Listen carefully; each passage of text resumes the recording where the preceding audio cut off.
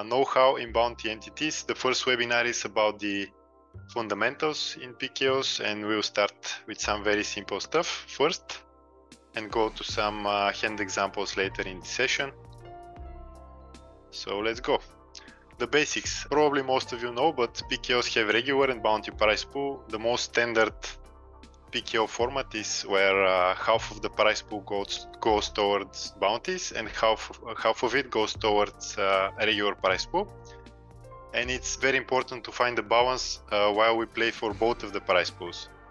So in the beginning of each MTT, one starting bounty equals 1/4 of the starting stack.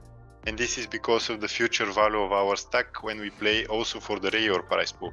If we only play for, let's say, the whole regular prize pool goes for first place, then we would calculate one starting bounty equals half starting stack. And I'll show you an example about this one, but the smaller our stack is, the more important is the regular prize pool for us, because we likely cover nobody. So at this point we only play for the regular prize pool. This is also very important. The ranges in PKOs differ a lot from vanilla ranges. And that goes for almost every situation. Pre-flop, post-flop, also the sizes are different. We'll see about that later on.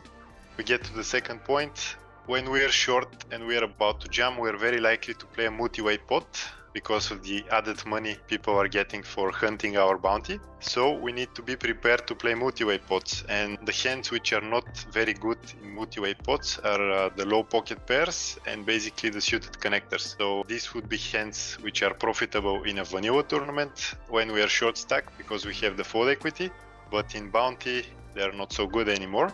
This might be one of the most common mistakes we encounter nowadays. People play basically vanilla ranges when they're short in bounties, when they shouldn't be. If we're super short in a PKO tournament, let's say under 7 big blinds, we could take slightly minus EV jumps compared to the solver, while we keep in mind that in a future game situation, when we eventually double or triple up, we'll be having the opportunity to play for bounties. So this is very important, especially in the early stages.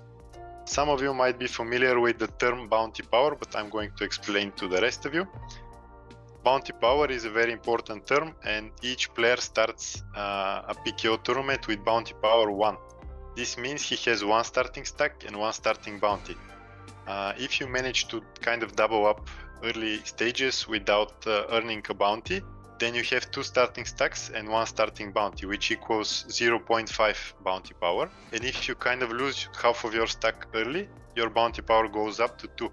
The bigger someone's bounty power is, the more relevant his bounty is. So this is a very good indicator when we want to determine if it's worth it going after somebody's bounty or not so much.